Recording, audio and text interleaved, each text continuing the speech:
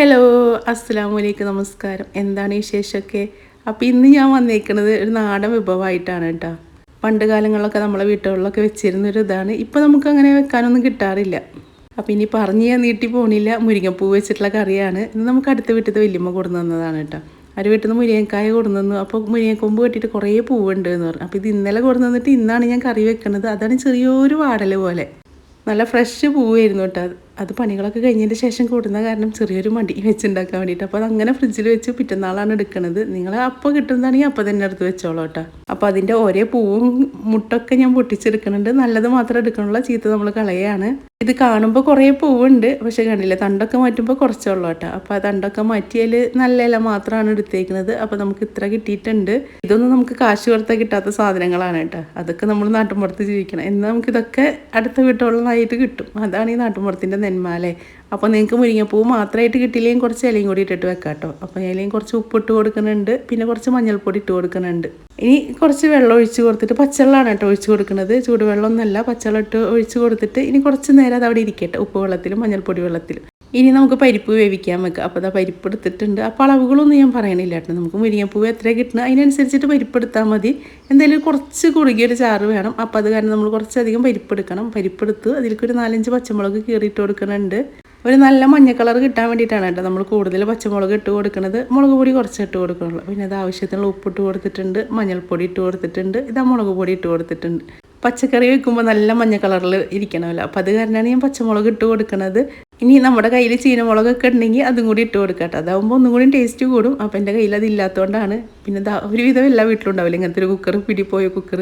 അപ്പോൾ എനിക്കും ഉണ്ട് കേട്ടോ. പിടി ഡീപ്പിക്കണം എന്ന് വിചാരിക്കും, അതങ്ങോട്ട് മറന്നു പോകും. അപ്പോൾ അതവിടെ ഇരുന്ന് വിസിലടിക്കട്ടെ. അപ്പോഴത്തേന് നമുക്ക് മുരിങ്ങപ്പൂ നന്നായി കഴുകിയെടുത്തിട്ട് വരാം.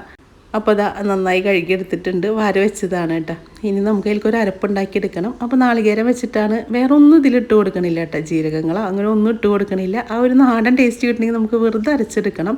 അപ്പോൾ അത് നാളികേരം അരച്ചെടുത്തിട്ടുണ്ട്. ഇനി അത് മാറ്റി വെക്കുക. അപ്പോഴത്തേക്കും നമ്മളെ പരിപ്പൊക്കെ വെന്ത് വന്നിട്ടുണ്ട്. ഇനി ഇതാ ഒരു പാത്രത്തിലേക്ക് ഞാൻ മാറ്റി കൊടുക്കുന്നുണ്ട് കേട്ടോ.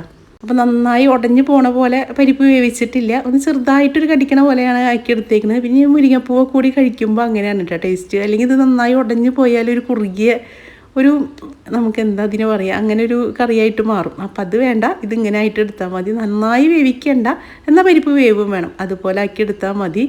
അപ്പോൾ കുറച്ച് വെള്ളത്തിൻ്റെ കുറവുണ്ടായിരുന്നു കേട്ടോ. അപ്പോൾ വെള്ളം കൂടി ഒഴിച്ച് കൊടുത്തിട്ടുണ്ടായിരുന്നു.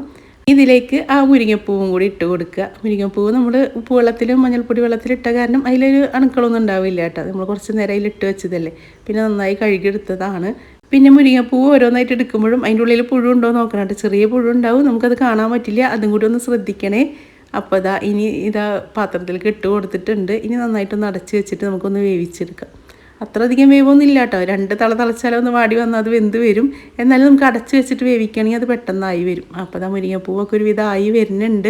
അപ്പോൾ ഈ ഒരു സമയത്ത് നമുക്ക് ഉപ്പ് കുറവൊക്കെ ആണെങ്കിൽ ഉപ്പിട്ട് കൊടുക്കാം കേട്ടോ. അപ്പോൾ ഞാൻ നോക്കിയപ്പോൾ ഉപ്പിൻ്റെ കുറച്ച് കുറവുണ്ടായിരുന്നു. അപ്പോൾ ഉപ്പിട്ട് കൊടുക്കുന്നുണ്ട്. ഇനി വലിയമ്മ അത് തോരൻ വെക്കാൻ വേണ്ടിയിട്ടും കൊടുന്നു തരാമെന്ന് പറഞ്ഞിട്ടുണ്ട് കേട്ടോ. അവർ വീട്ടിൽ നിറച്ചുണ്ടായിട്ടുണ്ട്, മാഷാ അല്ലാഹ്. അപ്പോൾ നമുക്ക് മുരിങ്ങക്കായും മുരിങ്ങയുടെ ഇലയും മുരിങ്ങപ്പൂവൊക്കെ കൊടുന്നു തന്നിട്ടുണ്ട്. അപ്പോൾ മുരിങ്ങപ്പൂവൊക്കെ നന്നായി വെന്ത് വന്നിട്ടുണ്ട്. ഇനി നമുക്ക് ഇതിലേക്ക് അരപ്പൊഴിച്ച് കൊടുക്കുക. അപ്പോൾ നാളികേരം മാത്രം അരച്ചതാണ്, അതൊഴിച്ച് കൊടുക്കുക.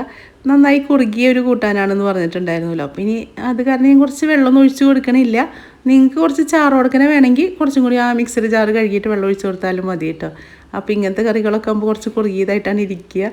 പിന്നെ നമ്മളൊന്നും അത് അങ്ങനെ കൂട്ടാത്തതല്ലേ, നമ്മൾ ഉമ്മമാരൊക്കെ കൂട്ടിയിട്ടുണ്ടാവും. ഇവിടെ ഉമ്മയുടെ ചെറുപ്പത്തിൽ മുരിങ്ങയുടെ അടിയിൽ പോയിട്ട് പറക്കിയെടുത്തിട്ട് കറി വെച്ചിട്ടുണ്ടെന്നൊക്കെ പറഞ്ഞായിരുന്നു. അപ്പോൾ അരപ്പൊക്കെ ഒഴിച്ചതിന് ശേഷം കുറച്ച് ഉപ്പിൻ്റെ കുറവുണ്ടായിരുന്നു. അപ്പോൾ അതും കൂടി ഇട്ട് കൊടുത്തിട്ടുണ്ട്. നാളികേരം ഒഴിച്ചതിന് ശേഷം നന്നായി തിളപ്പിക്കരുതിട്ടൊന്ന് പതഞ്ഞ് വന്നാൽ മതി.